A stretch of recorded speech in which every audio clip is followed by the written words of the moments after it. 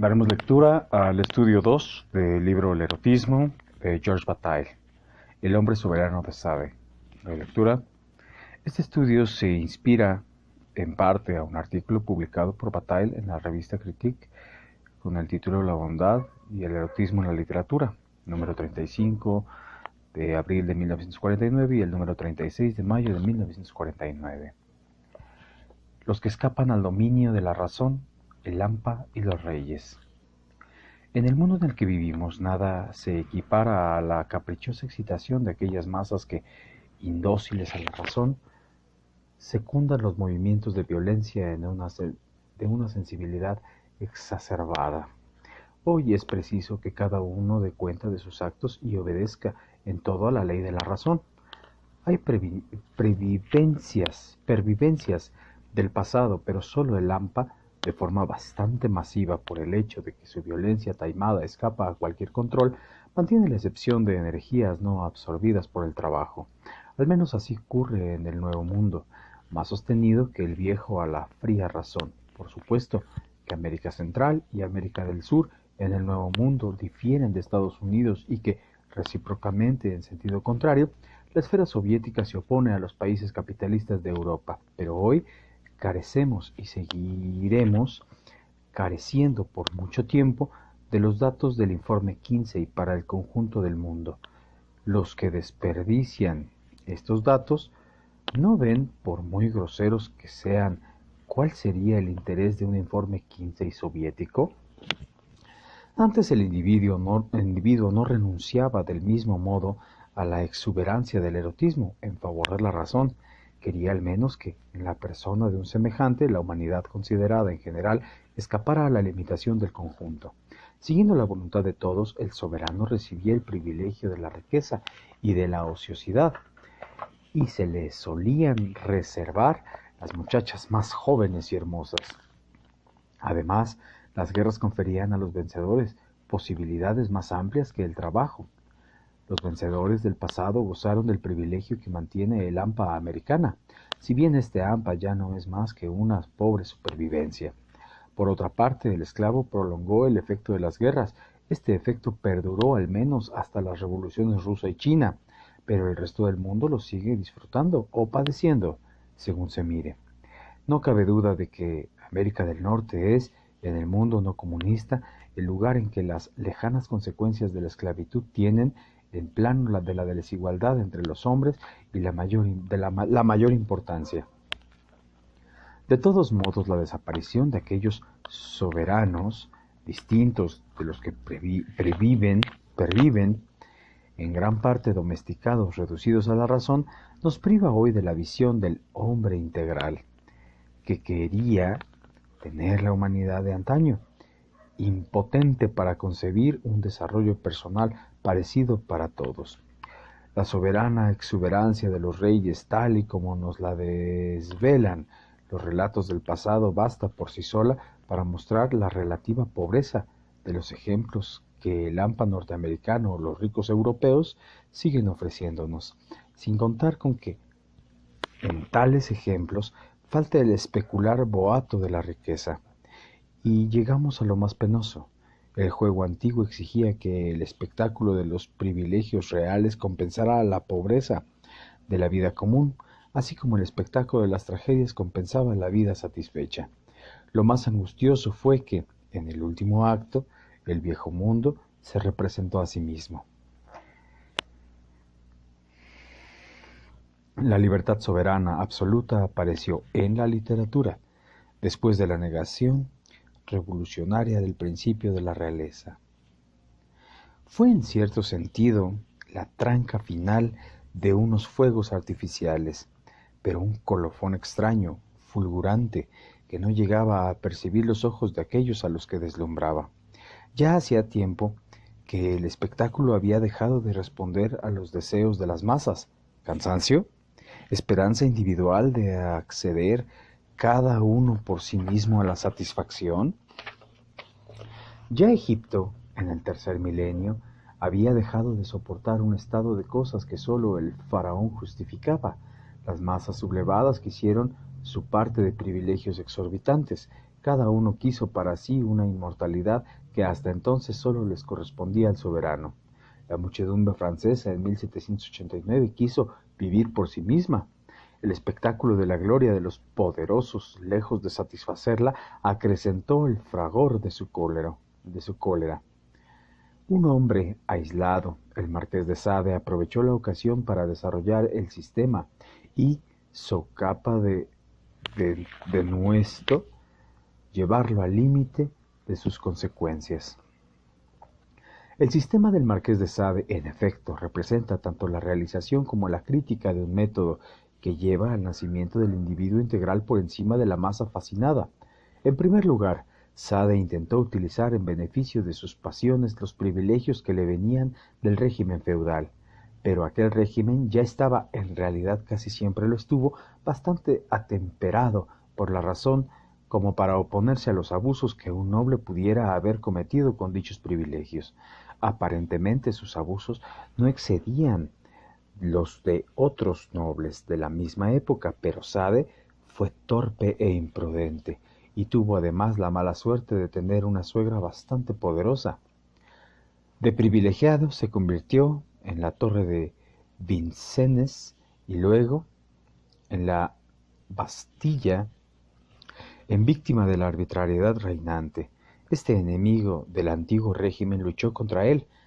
No alentó los excesos del terror, pero fue jacobino, secretario de sección. Desarrolló su crítica del pasado en dos registros, independientes y muy diferentes uno del otro. Por un lado, tomó el partido de la revolución y criticó el régimen monárquico, pero por otro aprovechó el carácter ilimitado de la literatura.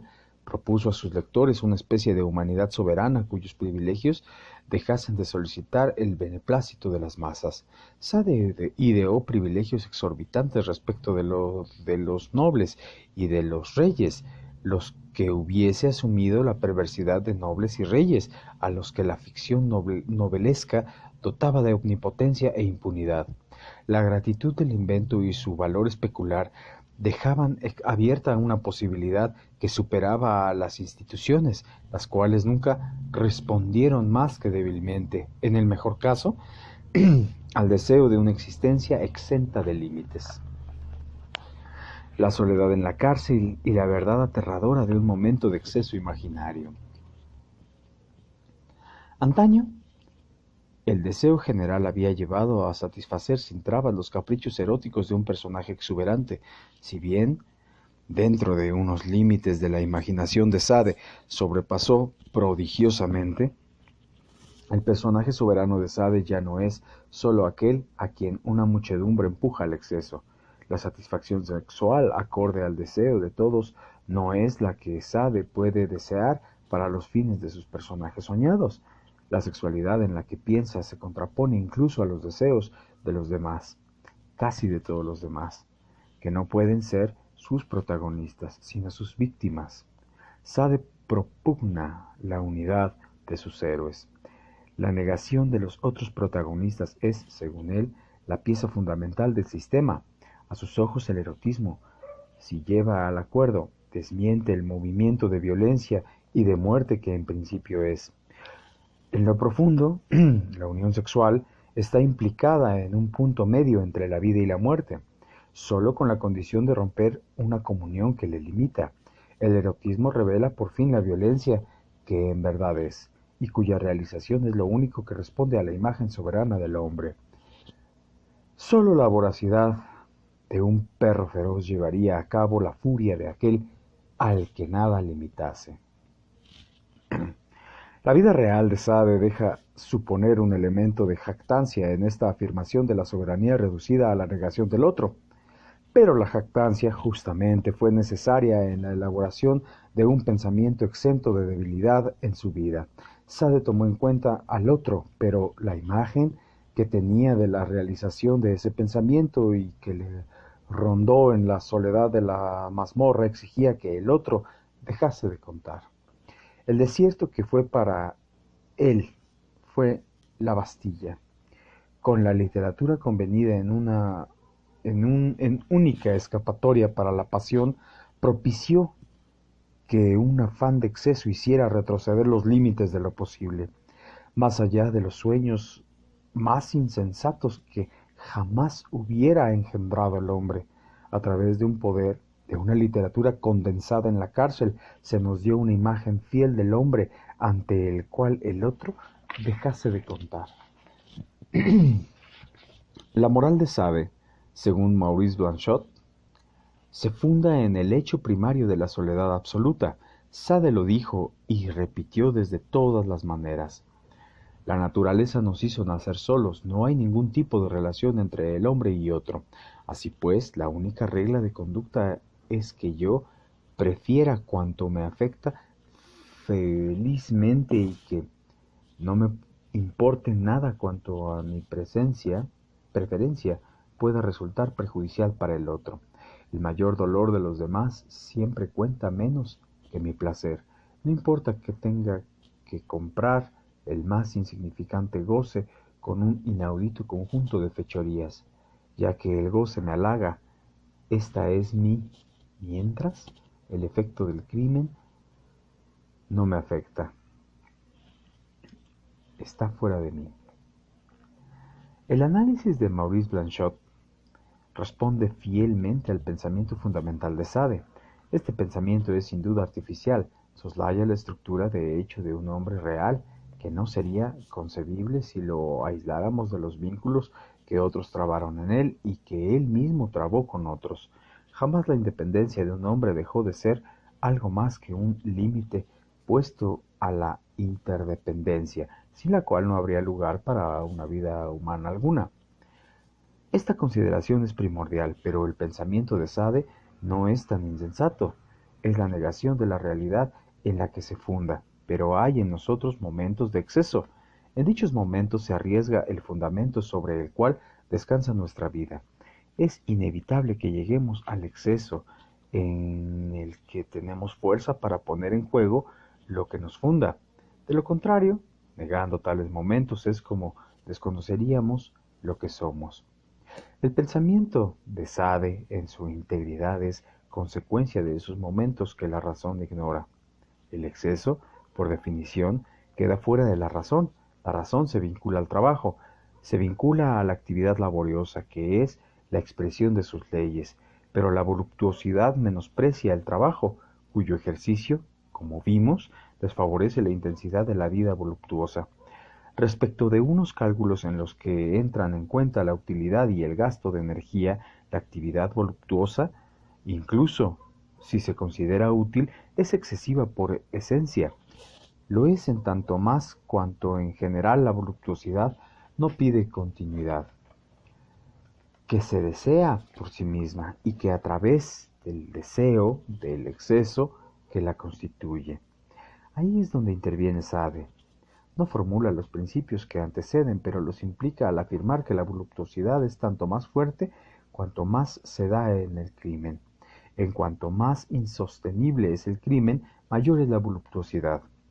Se ve como el exceso voluptuoso conduce a esta negación del otro que es, viniendo de un hombre, la negación excesiva del principio en el que descansa su vida. De este modo, Sade tuvo la certeza de haber llevado a cabo en el plano del conocimiento un descubrimiento decisivo, al ser el crimen lo que permite al hombre acceder a la mayor satisfacción voluptuosa, a la consumación del deseo más fuerte. ¿Habría algo más importante que negar la solidaridad, que es lo que se opone al crimen e impide gozar de él? Imagino que esa verdad violenta se le manifestó en la soledad de la prisión. Desde entonces apartó hasta en sí mismo cuanto pudiera significar la inanidad de su sistema. ¿No había amado como cualquiera? ¿No había contribuido su fuga con su cuñada a su encarcelamiento al suscitar el furor de su suegra que obtuvo la fatal orden real de prisión?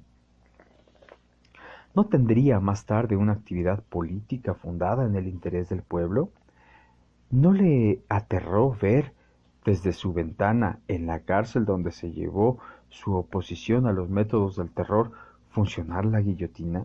Y finalmente, ¿no derramó lágrimas de sangre por la pérdida del manuscrito en que se esforzaba por revelar a otros hombres la verdad sobre la insignificancia del otro? Tal vez pensará que con todo esto la verdad de la atracción sexual no parece plenamente si la consideración hacia el otro paraliza su movimiento. Quiso atenerse a lo que percibió en el interminable silencio de la mazmorra, donde sólo lo ataban a la vida las visiones de un mundo imaginado. El desorden mortal del erotismo y de la apatía. El exceso mismo con el que afirmó su verdad no contribuye a que sea admitida fácilmente, pero a partir de las afirmaciones que nos propone, cabe entender que la ternura no cambia nada en el juego que une el erotismo con la muerte. La conducta erótica se opone a la conducta normal como el gasto de la adquisición. Si nos comportamos según la razón, procuramos adquirir bienes de todas clases, trabajamos con vistas a incrementar nuestros recursos o nuestros conocimientos, nos esforzamos por todos los medios de enriquecernos, en poseer más. En principio, nuestra posición en el plano social se basa en tales conductas, pero en el trance de la fiebre sexual nos comportamos de manera opuesta. Gastamos nuestras fuerzas sin mesura y a veces, en la violencia de la pasión, dilapidamos sin provecho ingentes recursos. La voluptuosidad está tan próxima a la dilapidación ruinosa que llamamos muerte chiquita, al momento de su paroxismo. Consecuentemente, los aspectos que evocan para nosotros el exceso erótico siempre representan un desorden. La desnudez arruina el decoro que nos proporcionan los vestidos, pero en cuanto nos adentramos en la vida del desorden voluptuoso, nada nos detiene. La destrucción o la traición se asocian a veces al aumento del exceso genético. A la desnudez añadimos la extrañeza de los cuerpos semivestidos, cuyos ropajes no hacen sino subrayar el desorden del cuerpo, que de tal guisa se vuelve más desordenado, más desnudo. La sevicia y el asesinato prolongan este movimiento de ruina. Asimismo, la prostitución, el lenguaje obsceno y todos los vínculos entre el erotismo y la infamia contribuyen a hacer del mundo de la voluptuosidad un mundo de degradación y de ruina. Solo alcanzamos la felicidad verdadera gastando en vano, como si en nosotros se abriese una llaga. Queremos tener siempre la certeza de la inutilidad e incluso del carácter ruinoso de nuestro gasto. Queremos sentirnos lo más alejado posible del mundo en que el incremento de recursos es la regla, pero decir lo más alejados posible es poco. Queremos un mundo invertido, queremos el mundo al revés. La verdad del erotismo es la traición. El sistema de Sade es la forma ruinosa del erotismo. El aislamiento moral significa la abolición de los frenos, proporciona el significado profundo del gasto. Quien admite el valor del otro se limita necesariamente. El respeto por el otro le obnubila y le impide comprender el alcance de una única aspiración no subordinada al deseo de incrementar recursos morales o materiales. La ceguera de vida al respecto es común. Solemos contenernos con rápidas incursiones en el mundo de las verdades sexuales seguidas. El resto del tiempo, por la abierta degeneración de esas verdades. La solidaridad hacia todos los demás impide que el hombre tenga una actitud soberana. El respeto del hombre por el hombre nos introduce en un ciclo de servidumbre donde ya no tenemos sino momentos de subordinación, donde finalmente faltamos al respeto que es el fundamento de nuestra actitud, puesto que en general privamos al hombre de sus momentos de soberanía. En el sentido opuesto, el centro del mundo sádico es, como dice Maurice Blanchot, la exigencia de la soberanía afirmándose por medio de una inmensa negación. Una libertad desenfrenada abre el vacío donde la posibilidad responde a la aspiración más fuerte, que desdeña las aspiraciones secundarias. Una especie de heroísmo cínico nos exime de las delicadezas de las ternuras, sin las cuales habitualmente no podemos soportarnos. Tales perspectivas nos sitúan tan lejos de lo que habitualmente somos como la majestuosidad de la tormenta dista de una hora soleada o del tedio de un tiempo nuboso. En realidad no disponemos de este exceso de fuerza, sino el cual no podemos acceder al lugar donde nuestra soberanía se realizaría. La soberanía real, por desmesurada que la soñase el silencio de los pueblos, sigue estando, hasta en sus peores momentos, muy por debajo del desenfreno que nos proponen las novelas de Sade. El mismo Sade probablemente no tuvo la fuerza ni la audacia de acceder al momento supremo de que describiera. Ese momento que domina a todos los demás y que Sade llama apatía. Fue definido por Maurice Blanchot. La apatía es el espíritu de negación aplicado al hombre que ha elegido ser soberano. Es, en cierto modo, la causa y el principio de la energía. Sade, al parecer, razona más o menos así. El individuo de hoy presenta cierta cantidad de fuerza. La mayor parte del tiempo dispersa sus fuerzas, alienándolas en beneficio de esos simulacros, llamados los otros, Dios, el ideal.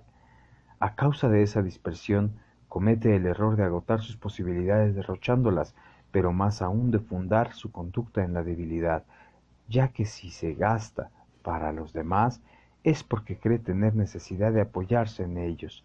Fatal claudicación.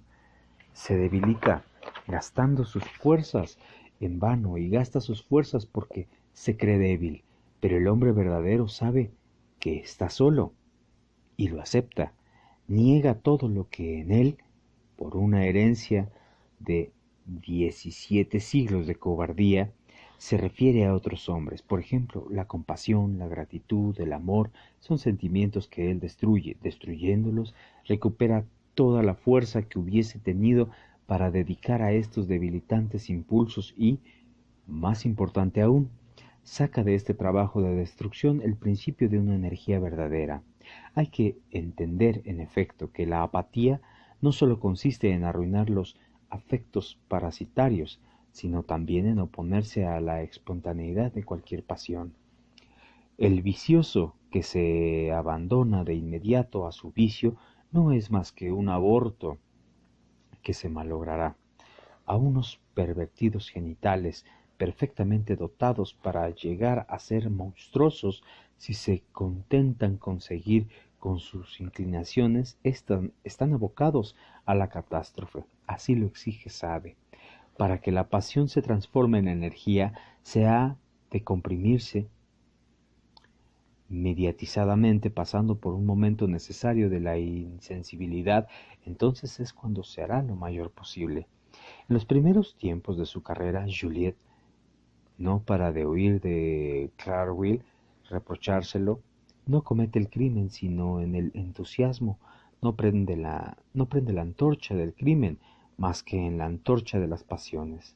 Coloca la lujuria, en la efervescencia del placer, por encima de todo. Facilidades peligrosas. El crimen importa más que la lujuria. El crimen a sangre fría es superior al crimen ejecutado en el ardor de los sentimientos, pero el crimen cometido en el endurecimiento de la parte sensitiva, crimen sombrío y secreto, importa más que todo, porque es la acción de un alma que, habiéndolo destruido todo dentro de sí misma, ha acumulado una fuerza inmensa, que se identifica completamente con el movimiento de destrucción total que prepara. Todos aquellos grandes libertinos que no viven más que para el placer, solo son grandes porque han aniquilado en sí toda capacidad de placer. Por eso se entregan a espantosas anomalías. En caso contrario, la mediocridad de las voluptuosidades normales les bastaría. Pero se han hecho insensibles, pretenden gozar de su insensibilidad, de esa insensibilidad negada, anonadada, y se vuelven feroces. La crueldad no es más que la negación de uno mismo, llevada tan lejos que se transforma en explosión destructora. La insensibilidad, dice Sade, se vuelve estremecimiento de todo el ser. El alma llega a una especie de apatía que se metamorfosea en placeres 1000 veces más divinos que los que les procuraban las debilidades. El triunfo de la muerte y del dolor. He querido citar el pasaje entero. Proyecta una gran luz sobre el punto central en que el ser es más que la mera presencia. La presencia es a veces la postración, el momento neutro en que pasivamente el ser es indiferencia del ser, en que ya es paso a la insignificancia. El ser también es exceso de ser, es subida a lo imposible. El exceso lleva al momento en que la voluptuosidad, al superarse, ya no se reduce a lo sensible, en que lo sensible no cuenta y el pensamiento, el mecanismo mental, se rige a la voluptuosidad, se adueña del ser entero. La voluptuosidad sin esa negación excesiva es furtiva, es despreciable, impotente para ocupar su lugar verdadero, el lugar supremo en el movimiento de una conciencia exacerbada. Quisiera, dice Claire Will, compañera de mala vida de la heroína Juliet, hallar un crimen cuyo efecto perpetuo actuase aun cuando ya no actuara, de modo que no hubiese un solo instante de mi vida en que, incluso durmiendo, yo no fuese la causa de algún desorden, y que ese desorden pudiese extenderse hasta el punto de que acarreara una corrupción general o un trastorno tan formal que su efecto aún prolongase más allá de mi vida.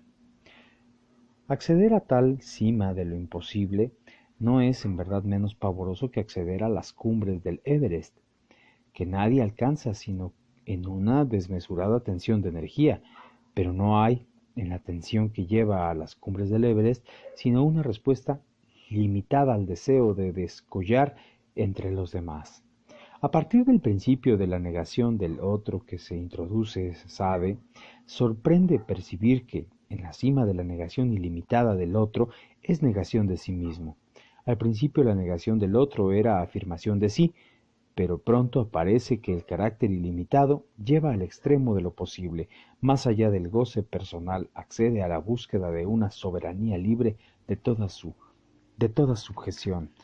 El afán de poder tuerce el rumbo de la soberanía real, histórica.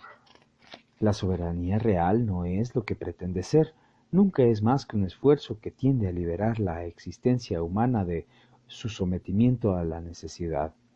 Entre los demás, el soberano histórico escapaba a las limitaciones de la necesidad, escapaba máximamente con ayuda del poder que le daban sus fieles súbditos. La lealtad recíproca entre soberano y súbditos descansaba en la subordinación de los súbditos y en el principio de participación de los súbditos en la soberanía del soberano. Pero el hombre soberano de Sade no tiene soberanía real, es un personaje de ficción cuyo poder no es limitado por obligación alguna. Ya no hay lealtad a la que deba atenerse este hombre soberano respecto de lo que le otorga su poder. Libre ante los demás, no deja de ver víctima de su propia soberanía, no deja de ser víctima de su propia soberanía. No es libre de aceptar la servidumbre que sería la búsqueda de una voluptuosidad miserable, no es libre de derogar. Lo notable es que Sade, partiendo de una perfecta deslealtad, alcance no obstante el rigor. Solo pretende acceder al goce más fuerte, pero este goce tiene un precio, significa el rechazo de una subordinación al goce menor. Es el rechazo de derogar. Sade, a la intención de los demás, de los lectores, describió la cima a la que puede acceder la soberanía. Hay un movimiento de la transgresión que no se detiene hasta alcanzar la cima de la transgresión. Sade no evitó ese movimiento, lo siguió en todas sus consecuencias, que exceden el principio inicial de la negación de los demás y de la afirmación de sí mismo. La negación de los demás, al final, se torna negación de sí mismo. En la violencia de este movimiento el goce personal ya no cuenta.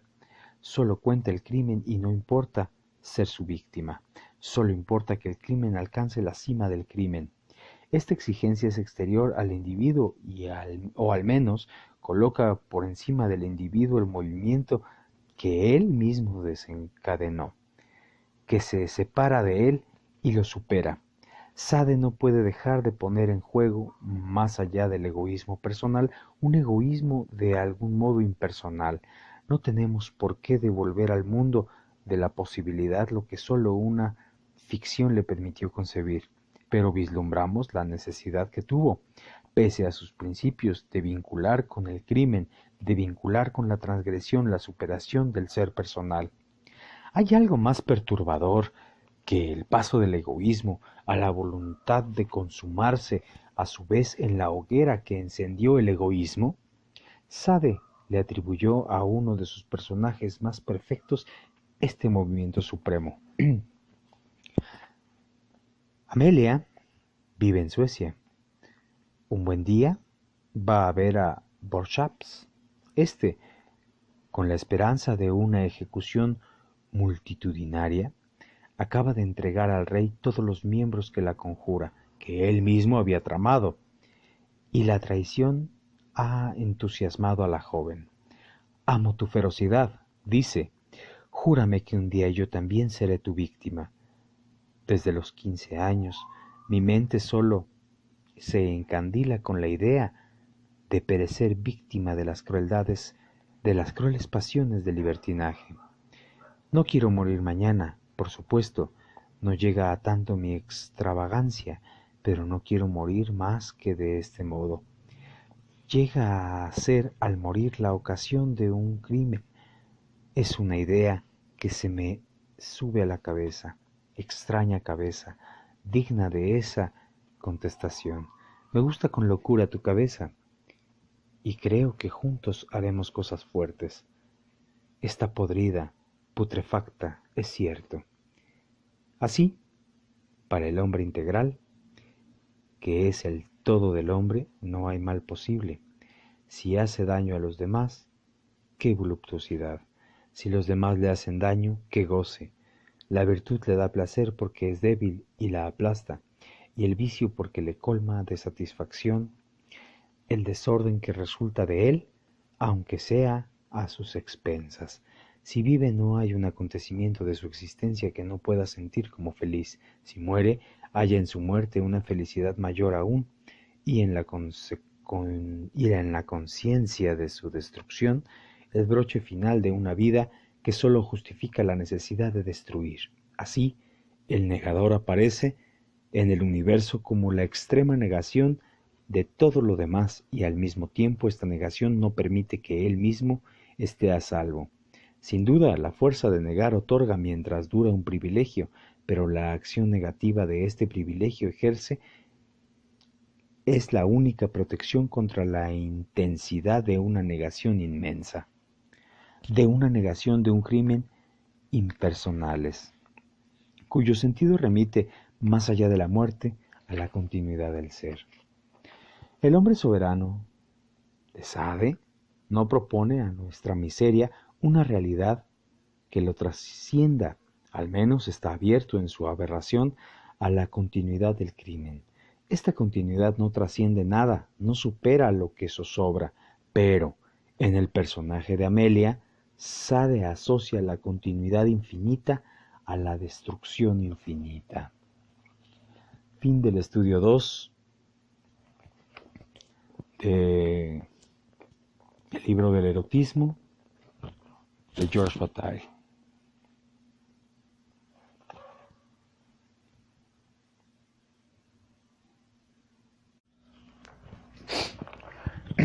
Daremos lectura a